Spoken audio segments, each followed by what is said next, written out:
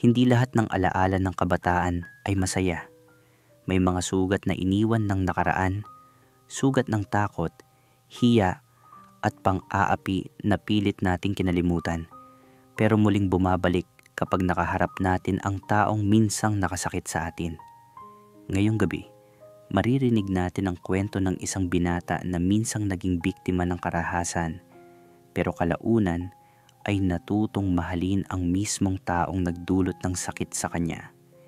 Isang kwento ng galit na nauwi sa kakaibang damdamin, ng hiya na nauwi sa pagtanggap, at ng pag-ibig na sumibol sa lugar na hindi mo aakalain. Welcome sa M2M Desires, kung saan binibigyang boses natin ang mga kwento ng pag-ibig, pagnanasa, at mga lihim na hindi madaling ikuwento. Mga kwentong minsan ay masakit, minsan ay nagdudulot ng pag-asa, at laging totoo. At bago natin simulan, shout out muna kay Ian Chan TV. Salamat bro sa suporta dito sa M2M Desires. Kung bago ka pa lang dito, huwag kalimutang i-like, i-share, at i-subscribe para mas marami ka pang marinig na kwentong magpapakilig, magpapaalala, at minsan magpapaiyak. Handa na ba kayo? Tara, simulan na natin. Hi Kuya Will, kumusta ka na? Nais kong ibahagi ang munting kwento ko na masasabi kong isang trauma, isang takot mula sa nakaraan na mas pinili kong iwasan. At tulad ng iba na nauuna ang takot, minabuti ko na lang na baunin ito sa aking pagkatao. Ang kwento kong ito ay isa sa mga hindi ko malilimutan at sana ay kayanin kong isiwalat ang katotohanan para sa bawat individual na gaya ko.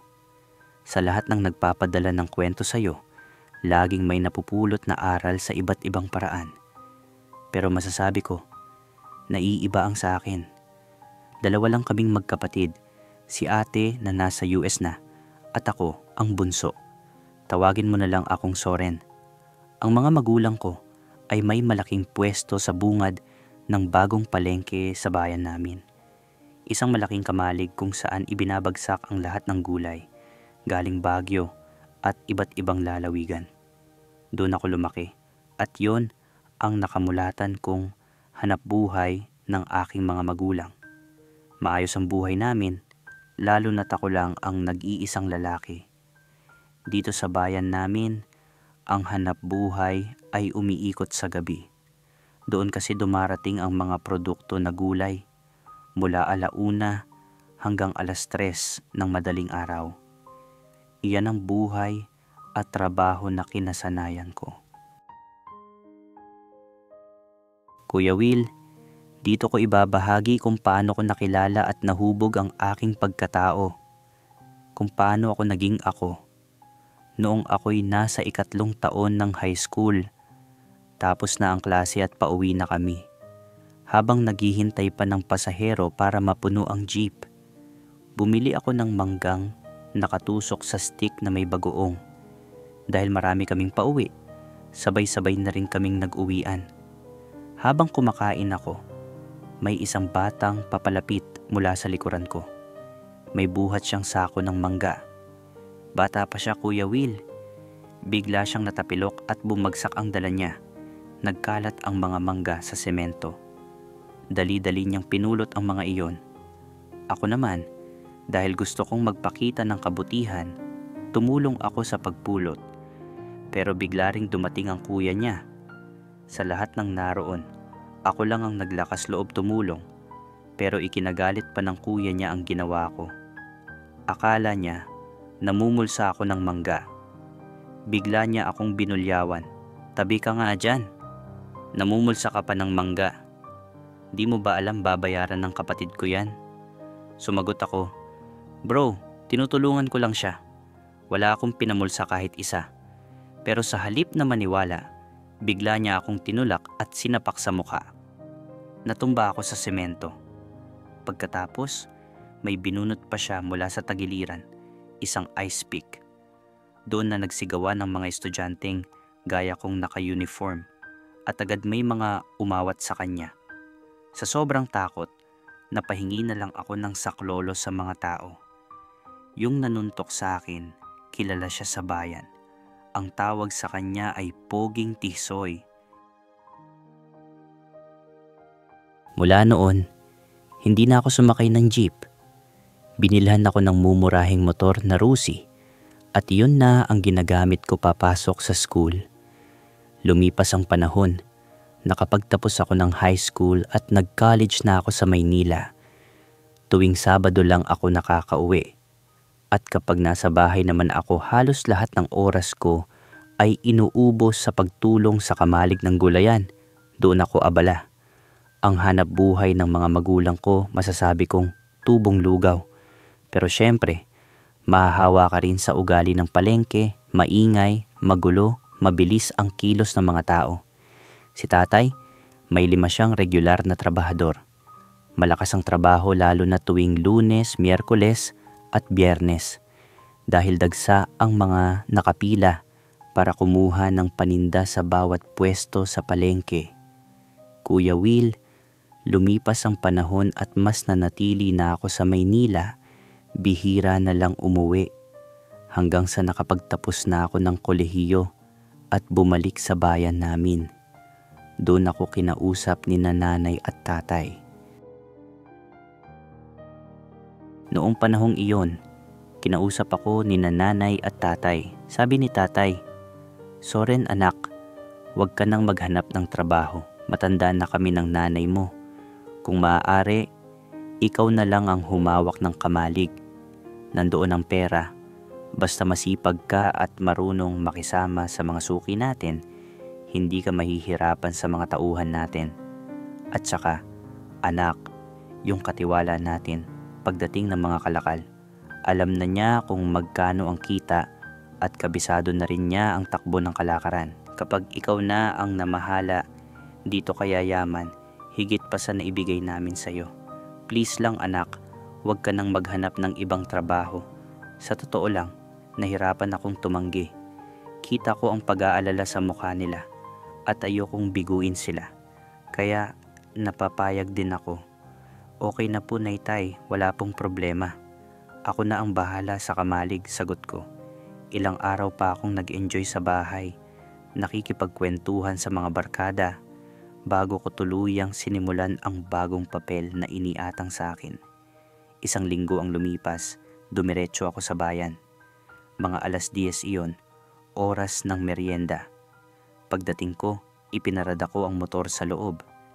Nang inalis ko ang helmet ko, nakita ko agad ang saya ng mga magulang ko.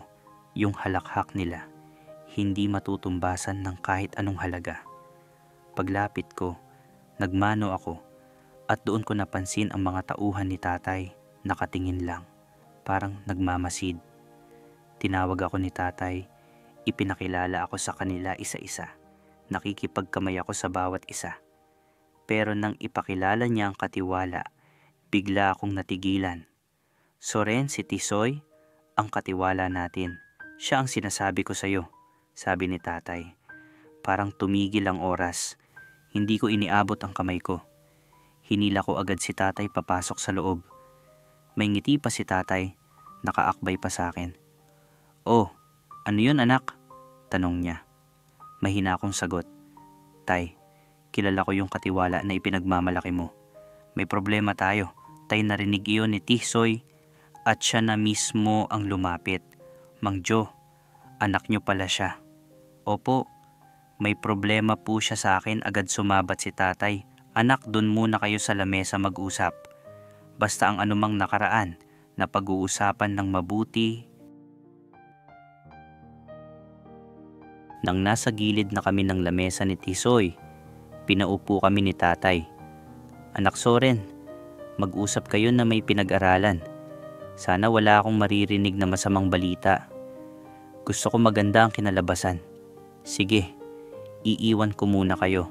Mag-usap kayo ng may pangunawa, Kuya Will. Ilang saglit kaming walang imikan, tinginan lang, pasulyap-sulyap. Pero habang tumatagal, lalo siyang pumugi, lalo siyang tumikas. Hindi na siya mukhang kargador sa palengke. Yung mga mata niya mapungay, Yung labi niya mapula. Ako na ang nagbasag ng katahimikan. Brod, ikaw pala ang sinasabi at kinukwento ng mga magulang ko. Pero tanda pa kita. Bigla siyang sumagot. Oo, Brod, ikaw yung sinipa ko, sinuntok sa paradahan. At binunutan ko pa ng ice pick. Sinagot ko siya, magaling. Tanda pa kita. Nabanggit ko pa. Ang galing mo. Nakuha mo ang tiwala ng mga magulang ko. Ilang buwan ka na ba dito? Sabi niya, Brod, hindi buwan. Halos mag-aapat na taon na ako dito. Tinanong ko ulit, magkano sweldo mo dito sa isang buwan? Brod, 15,000. Kensenas at katapusan, tig 7,500. Sabi ko, okay. Pag ako na ang humawak dito, doon natin uumpisahan ang laro. Alang-alang sa mga magulang ko, hindi kita bibigyan ng problema. Pero, tignan na lang natin. At doon, Kuya Will, bigla ko na lang nasabi, grabe ka. Mula nang binugbog mo ako, hindi na ako muling umapak sa palengke dahil sa takot ko sa'yo. Gaganti at gaganti ako sa'yo. Pagkatapos ng mga pagpapakilala, inaya ko na si Tisoy. Tara, labas na tayo, sabi ko. Bigla niyang hinawakan ang braso ko at doon ko naramdaman ang bigat ng kanyang tinig. Brod, pakiusap, patawarin mo ako. Pag inalis mo ako dito, para mo na ring pinatay ang pamilya ko. May kapatid akong special child, isa pang kapatid na pinag-aaral, at mga lolo't lola na ako ang bumubuhay. Sabihin mo lang kung luluhod ako para mapatawad mo. Gagawin ko. Matigas ang sagot ko. Magtrabaho ka, hindi kita pakikialaman. Pero pag ako na ang humawak dito at pag nakalipad na sa Amerika ang mga magulang ko, doon tayo magkakasubukan. Sa gitna ng tensyon, biglang pumasok si tatay. Nadatnan niya si Tisoy na nakayuko. Anak, sabi niya, narinig ko ang lahat. Ang pagpapatawad isang tagumpay para sa bawat isa. Ang sakit sa nakaraan, gawin mo na lang aral sa buhay. Yung takot mo, palitan mo ng pagmamahal. Tisoy, tao ka lang din. Ikaw naman, Soren, anak, magyakapan kayo alang-alang sa tagumpay natin. Hindi ko napigilan ng luha ko. Tay, hindi ko sinabi ang nakaraan ko, sobra ang takot ko sa kanya. Tapos ngayon, ipagyayakapin mo kami. Ang sakit mo, tay. Lumapit si Tisoy, niyakap ako ng mahigpit. Ramdam ko ang bigat ng yakap niya at nang makita niya ang luha ko, pinahid niya iyon gamit ang kamay niya. Patawarin mo ako. Mula ngayon, ako na ang magiging tagapagtanggol mo. Hindi na kita sasaktan. Dahil ikaw na ang boss ko, tumango na lang ako. Kahit hindi ko pa rin alam kung handa na ba akong maniwala. Masaya si tatay. Iniisip niya na ayos na ang lahat. Pero sa puso ko, alam kong hindi pa tapos ang kwento. May balak pa rin akong hindi maganda laban kay Tisoy. Sa araw-araw kong pagpasok sa Kamalig, buwan ng binilang, halos kabisado ko na ang takbo ng trabaho. Wala namang nagiging problema. Ako at si Tisoy, hindi nag-iimikan, wala lang, parang walang nangyari. Dumating ang araw na umalis na sina nanay at tatay papuntang Amerika. Ako na ang namahala sa lahat. Isang beses, may naghatid kay Tisoy ng pagkain, kapatid niya. Bigla akong sabi, Boy, halika nga dito. Paglapit niya, tinanong ko, kapatid ka ba ni Tisoy? Sumagot ang binata, Opo, sir. Nag-aaral ka pa? Anong year ka na? Sir, grade 12 na po. Bigla akong sinabi, minsan, ipasyal mo dito yung kapatid mo para makita ko naman. Sagot ng binata, Opo, sir. Kailan po? Basta ikaw na bahala. Dito lang naman ako, sagot ko. Napansin kong nagmamasid ang kuya niya, Kuya Will. Biniro ko pa yung bata. Aba, teka lang. May itanong ako sa'yo. Tanda mo pa ba yung matagal na panahon na yung natapilok ka sa pagbubuhat ng mangga, tapos bumagsak lahat at may tumulong sa'yo? Napatingin ang binata. Opo, sir. Ako yung tumulong sa'yo.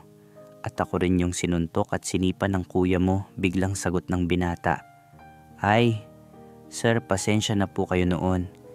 Ngumiti lang ako, sabay inakbayan siya.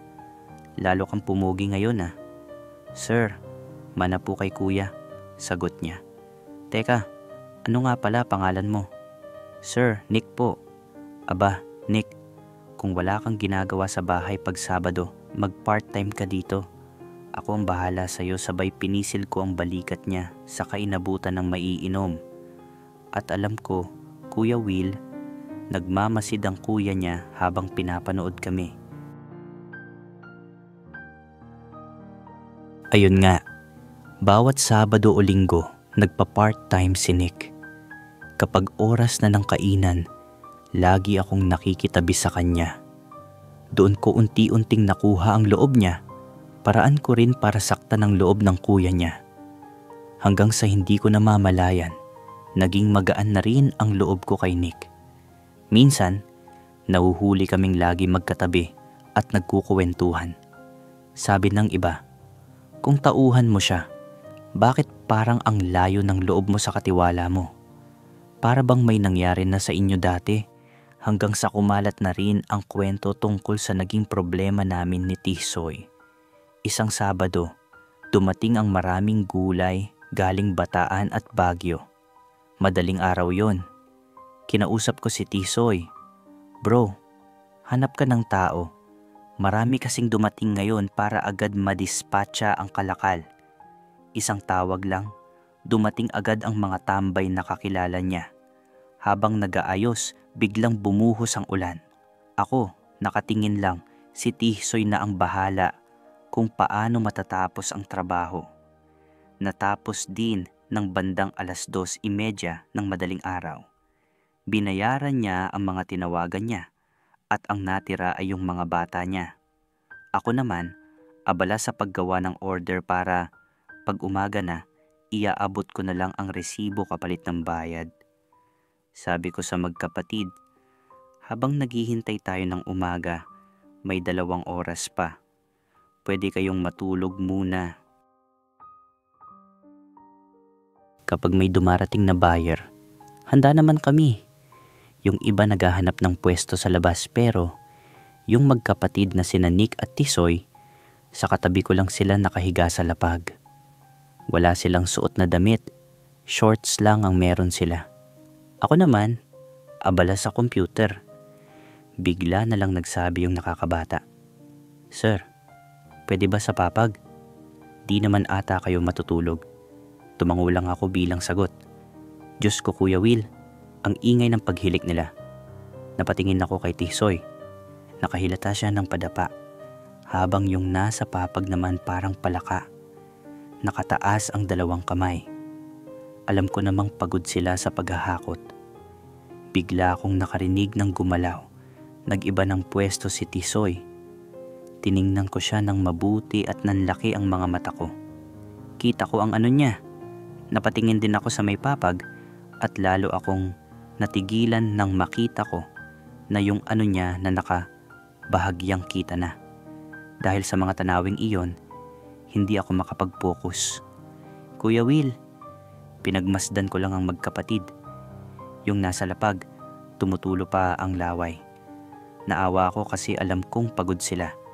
Ang ginawa ko, tumayo ako at kinuha ang puting good morning towel. Pinunasan ko ang bibig ni Tisoy dahil sa laway niya. Bigla siyang dumilat at tinitigan ako. Pagod ako brod, pasensya na, sabi niya. Yung towel na hawak ko itinakip ko sa bandang ibaba niya. Pero bigla niya itong inalis. Pagkatapos, yung kamay niya ipinasok doon at inilabas. Halos kalahati ng ano niya ay lumitaw. Napatingin ulit ako sa may papag at wala pa ring pagbabago sa pwesto ng isa. Kuya Will, sa oras na yon hindi ko alam kung ano ba talaga ang nararamdaman ko. Mainit ba? O balisa lang ako? Basta ang alam ko, ang sarap nilang pagmasdan matulog. Bigla akong tumayo mula sa pagkakaupo sa harap ng computer at napatingin ako kay Tisoy. Kita na ang lahat at kahit gusto ko mang lumapit, natatakot ako. Kaya ang ginawa ko, umupo na lang ulit at pinagmasdan siya ng palihim. Nasabi ko sa sarili ko, sana matikman ko rin balang araw. Pero kabado ako. Baka bugbugin nila ako kapag ginawa ko yun. Ang dami kong naiisip at dasal ko sana wala munang dumating na buyer para mapagmasdan ko pa sila. Kuya Will, nang tumagilid siya sa papag, halos maluwa ang mata ko sa tumambad sa akin. Doon ako lalo pang nahumaling, para bang nauhaw ako sa nakita ko. Hindi na ako nakatiis. Sa tanang buhay ko, hindi pa ako naranasan ng ganito at parang nakakatakot sa pagkatao ko. Pero ewan ko ba, bigla akong lumapit at sinunod ang tibok ng puso ko kahit alam kong delikado. Grabe ang kaba ko. Pakiramdam ko, malalaglag ang puso ko sa sahig. Baka magising siya. Pero nang maramdaman ko na gusto niya, lalo ko pa itong ipinagpatuloy. Bigla kong napansin ang bigat ng kanyang paghinga at doon ko naramdaman na pareho naming hinayaan ang sandaling iyon. Taranta ako, Kuya Will, kaya agad kong kinuha ang good morning towel at pinunasan ng pawis niya at ayusin siya. Sa sobrang kaba at nerbiyos ko, humiga na lang ako sa lapag sa tabi mismo ni Tisoy. Bigla namang niyakap ako. Hindi na lang ako kumibo. Ang hirap ipaliwanag, Kuya Will, pero iba ang pakiramdam. Ang sarap ng kilig. Lalo pa niya akong niyakap ng mahigpit habang natutulog. Tinapik ko siya at nang dumilat siya, bigla siyang nagulat at nagsalita. Hindi ka nagalit sa akin. Tignan mo, tumabi ka pa sa akin. Ang naisagot ko na lang, mahina ang boses. Kasi andun sa papag ang kapatid mo. Ang bait mo pala. Ang sarap mo palang mahalin, no? Sana wala muna dumating na buyer para sa sandaling ito malasap ko man lang yung kinikimkim ko para sa'yo. Bigla akong nasabi, alisin mo muna kamay mo. Madudurog ako sa'yo. Bigla niya akong hinalikan sa pisngi. Salamat hindi ka nagalit sa akin. Pero sabi ko, may galit pa yung sa nasa baba. Natawa lang siya. Soren, boss, hindi pa ako nagka-girlfriend. Sakto namang may bumusina. Sabay-sabay kaming nataranta. Tinawag agad yung mga bata niya at nagsidatingan ang mga kargador. Ako man, nakisama na rin sa pagbubuhat ng mga order. Sabi ni Tisoy, bro, dun ka na lang sa lamesa. Baka magkamali ka pa sa pagbibigay ng sukli. Kailangan malinaw ang mata. Ewan ko ba, pero ramdam ko yung pag-aalaga sa tono niya. Parang may pagka-concerned. Nang maubos na ang mga gulay na nakababa, sabay-sabay na sumigaw ang mga bata. Tapos na, sabi niya. Oh, pwede na kayong magsiuwi. Balik na lang kayo mamayang hapon. May darating pa mula Nueva Ecija. Pagkatapos makapaglinis at maayos ang lahat, bigla niyang sabi, Nick, bago ka umuwi, bili ka muna ng almusal ni Sir Soren. Tanungin mo kung ano gusto, sabi ko. Kahit ano na lang. At nang nakabili na, iniwan ito sa mesa. Sir Soren, uwi na po ako. Sabi ko pa kay Tisoy, abutan mo ng 1,000 ang kapatid mo. Nagulat siya. Aba, ang laki naman. 1:00 ng madaling araw hanggang 5:00 lang yon. Pwede na ang 700. Ako na ang kumuha at inabot ko ang 1,000. Nang inabot ko, bigla niyang sabi, balik ka mamaya. Yung tingin niya, may ibig sabihin. Sabi ko, oh, kulang pa ba yan? Bigla siyang lumapit sa akin. Sir, marami pong salamat. Kanina, napatitig ako sa kanya. Anong kanina? Sabay tawa siya, may halong panunukso. Sige po sir, uwi na ako. Kuya Will, habang nag-aalmusal kami ni Tisoy, walang imikan, palagi siyang nakatingin sa akin. Pagkatapos kumain, nagsindi siya ng yosi at bigla niyang hinarap yung pera para bilangin. Broad boss, Bigla niyang sambit kaya napatingin ako sa kanya. Bakit? Tanong ko. Salamat kanina sa pagtabi mo sa akin. Isa yun sa mga karangalan ng pagkatao ko. Sagot ko. Wala yun. Tatabi ba ako kung bakante naman yung papag? Habang nagbibilang pa siya ng pera at mga barya, sabi ko, ikaw na ang magdeposito nito mamaya. Gusto kong matulog, pagod ako. Sagot niya, walang problema, boss. Oh, paano? Pwede ka nang umuwi. Dito muna ako para makabawi sa tulog. Sinagot niya, sige, ikaw ang bahala, boss Soren. Maligo muna ako. Ikaw, i-record mo na lang sa logbook natin kung magkano pumasok ngayon. Pagkatapos kong maligo, siya naman ang naligo. Pero kahit tapos na siya, panay pa rin ang tingin niya sa akin. Nang humiga ako sa papag, bigla siyang nagsalita. Prod, pwede ba magtanong? Ano yon? Sagot ko. Baka magalit ka sa itatanong ko. Kasi araw-araw, wala kang ibang pinagkakaabalahan. Puro ka lang dito. Wala ka bang barkada? Nasaan na ang girlfriend mo? Napatingin ako sa kanya. Tisoy, never pa ako nagka-girlfriend. Nagulat siya. Bakit? Wala lang, ayaw ko. Tsaka, swerte ka nga, pinalaki kang walang hirap.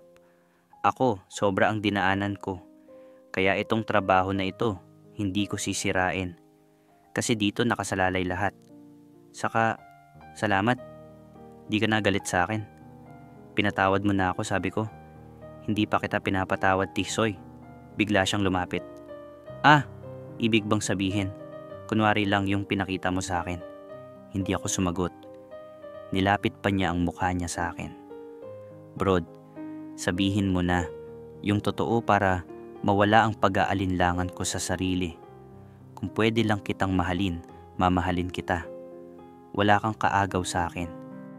Malinis ako at niwala pa akong karanasan sa kama. Bigla akong nagsalita. Sus, Tisoy, wag mo akong bulahin. Sa itsura mong yan, wala ka pang alam sa mundo? Sabi niya. Siguro ikaw, marami ka ng karanasan. Sagot ko. Wala nga eh. Ang kulit mo. Oh, ba't ayaw mo pa umuwi? Matutulog na ako. Brad, pwede ba payakap? Nagkayakap na tayo para saan pa? Sagot ko. Para sa peace, para sa trabaho, at para sa'yo. Napangiti ako. Sus, yun lang pala eh. Bigla niya akong niyakap ng mahigpit, sabay halik sa labi ko. Hindi ako nakapagsalita. Pumikit na lang ako at kusa kong naramdaman ang pag-ungol sa pagitan ng aming mga labi. Brod, pwede ba kitang mahalin? Pwede ba kitang gawing tunay? Pwede ba kitang gawin kong pag-aari? Bulong niya. Sa sobrang dami ng emosyon na bumalot sa akin, napatango na lang ako. Hinawakan niya ang kamay ko, sabay naglapit kami, wala nang pagitan. Mula ngayon, pagsamahin natin ang mga sarili natin. Pareho tayong nag-a-adjust pa. Pero hayaan na lang natin ang puso ang magturo kung ano ang tama. Kuya Will, isipin mo na lang, para kaming dalawang taong matagal nang nagtatago. At ngayon lang, nagkaroon ng lakas ng loob na maging totoo. Gawin mo lang ang gusto mo, sabi niya. Mula ngayon, akin ka na at ako'y iyo. Para tayong mag-asawa, dahil noon pa, mahal na kita. At nang tuluyan siyang lumapit, para bang nahiwalay ang kaluluwa ko. Ramdam ko ang bigat ng yakap niya bawat pintig ng puso niya. Hindi ko napigilang kumapit ng mahigpit sa kanya, ayaw ko nang pakawalan. Kuya Will, mula sa gabing iyon may nangyari sa amin. Hindi lang basta isang sandali ng kahinaan, kundi isang alaala ng pagtanggap at pagmamahal. Hindi ko na ikukwento ang detalye, pero alam kong iyon ang unang gabi na naging totoo kami sa isa't isa. Kuya Will, nang matapos kami, tinandaan niya ang petsa. Binilugan niya sa kalendaryo, tanda ng una naming araw, unang saya, at unang hakbang bilang kami. Kinabukasan, sabay kaming nagdeposito sa bangko, at nang makabalik sa kamalig para kaming bagong kasal. Siya ang nag-asikaso ng lahat, habang ako'y nakatingin lang. Lumipas ang panahon at taon, mas lalo kong nakita ang pamana ng mga magulang ko na pinapaganda niya. Hanggang na ngayon, walang nakakaalam sa relasyon namin. Marunong siyang magdala at mas lalo akong naniwala. Yung taong basagulero, iba rin pala akong magmahal. Kuya Will, kung maganda ang mga komento at suporta ng mga taga-subaybay mo, bibigyan ko ito ng part 2 kung paano kami tinanggap ng lipunan. Ako, na may pinag-aralan, at siya na isang kargador. Dito muna ako. Hihintayin ko ang mga reaksyon nila. Ingat palagi at maraming salamat sa kaibigan kong si Kuya N na nagpalakas ng loob ko na sumulat. Habang tinatapos ko ang kwento ni Soren, hindi ko maiwasang maramdaman ang bigat ng bawat salita niya. Ito ay kwento ng sugat na naging pag-ibig, pait na naging pagmamahal, at pangamba na naging tapang. Yung batang biktima noon na nanginginig sa takot, hindi na sumakay ng jeep dahil sa trauma. Sino ang mag-aakala na balang araw, yung taong naging dahilan ng kanyang luha ay magiging dahilan din ng kanyang ngiti? Si Tisoy naman, mali ang ginawa niya noon, pero makikita natin na ang tao may kakayahang magbago. Hindi excuse ang nakaraan para maging masama, pero pwede itong maging daan para maging mabuti. Ang kwento nila ay paalala sa atin. Ang pag-ibig ay hindi laging nagsisimula sa fairy tale. Minsan, nagsisimula ito sa pinakamasakit na parte ng ating buhay. At minsan, ang taong naging dahilan ng ating luha ay pwede rin maging dahilan ng ating ligaya. Mga aral na maaaring dalhin. Una, pagpapatawad ay para sa atin, hindi lang sa iba. Ang mga pasaning dala natin mula sa nakaraan, kapag napatawad natin, tayo rin ang nagiging malaya. Ikalawa, pag-ibig ay hindi naghahanap ng perpektong tao. Naghahanap ito ng taong handang maging mas mabuti para sa relasyon. Ikatlo, trauma ay hindi hadlang sa pag-ibig. Ang sugat natin, kapag may tunay na nagmamahal, pwedeng maging daan sa mas malalim na koneksyon. Ikaapat, tunay na pag-ibig ay nagtatakip ng lahat. Hindi ito sumusukat ng estado o hinuhusgahan ang nakaraan. Nakikita lang nito ang puso ng tao. Pero tandaan mga kaibigan, hindi ibig sabihin nito na lahat ng nakasakit sa atin ay dapat patawarin o balikan. Ang kwento ni Soren ay tungkol sa second chances na may tunay na pagbabago. Hindi basta excuse. Kung ikaw ay may sariling trauma o takot, huwag hayaang kontrolin nito ang hinaharap mo. Minsan, ang pinakamagandang kwento ay nagsisimula sa pinakamasakit na kabanata. Salamat Soren sa pagbabahagi ng iyong kwento. Salamat kay Tisoy sa pagpapakita na ang tao may kakayahang magbago. Mga ka-desires, kung may sariling kwento kayong gustong ibahagi, nandito lang si Kuya Will. Hindi tayo nanghuhusga. Nagkukwento lang tayo ng totoo, ng damdamin, ng buhay. Huwag kalimutang mag-like, mag-share, at mag-subscribe para sa mas marami pang kwento ng pagmamahal, pangalawang pagkakataon, at totoong damdamin.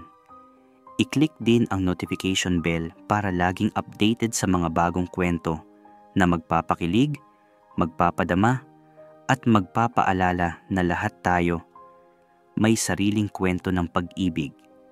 Ito si Kuya Will. Salamat sa pakikinig at hanggang sa muli.